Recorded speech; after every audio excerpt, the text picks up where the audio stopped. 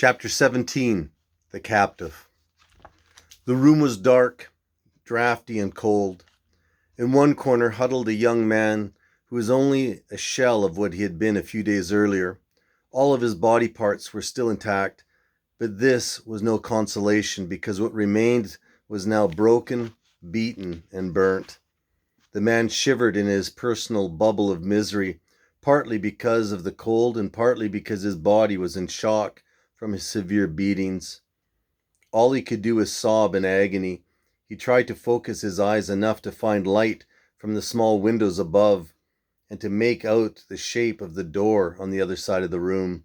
He realized he must have been drifting in and out of consciousness because the windows were now dark and he could no longer see the door.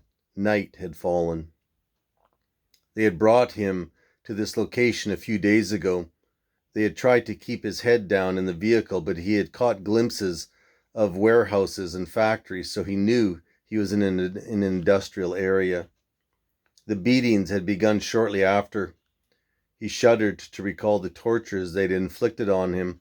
His hands throbbed in agony, awakening to screaming pain if he moved them in the slightest way. He knew the vice had crushed the bones in both hands. His legs also had a story to tell, a story of incredible brutality and intense suffering. Both of his legs, now misshapen and twisted, had been repeatedly smashed with a baseball bat and a large hammer until they throbbed and pounded in pain. Worst of all was the mess located at the bottom end of each leg. A makeshift bandage covered the blackened masses that were once his feet. To teach him an unforgettable lesson, they had held him down and taken a blowtorch to the bottoms of his feet. His whole body convulsed at the very memory of this torture and torment.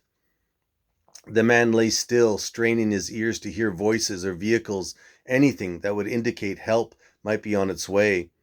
But if they let him go now and allowed him to go for medical help, it would bring in the long nose of the law. Would they risk that? Maybe they were going to nurse him back to a level of health that would allow him to get help later without drawing unwanted police attention. Why would they have the warehouse guy apply medicine and bandages if they are going to continue the torture? He could only wait now and hope that this horrible nightmare would soon be over.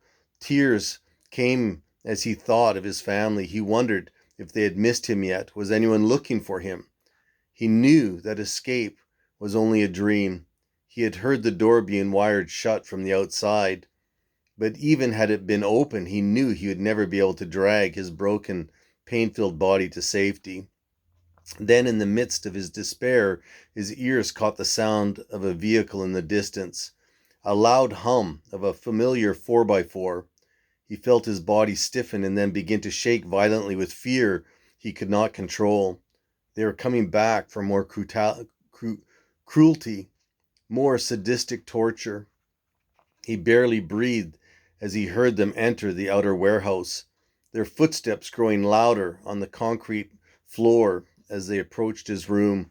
He heard their laughter as the wire was removed from the door of his prison. The door swung open, letting in a weak shaft of light from the outer room. And then there he was, his boss and all of his cruel strength silhouetted in the darkness above him.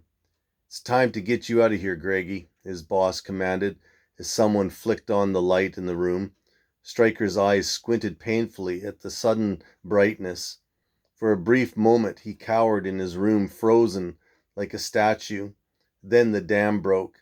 Stryker could not help himself. Emotions and fears exploded out of him like a bomb being detonated.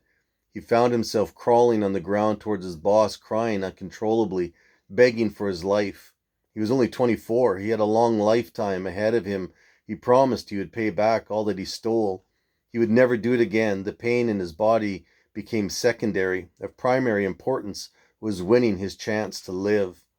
His boss ordered his men to stand Stryker on his feet. Pain seared through his body, but his boss's words brought a ray of small hope. "We're not going to kill you. We're just going to get you out of this hole so that you can get some better attention for your injuries." his boss promised him. Relief flooded into Stryker's whole being. Just relax, everything's going to be okay.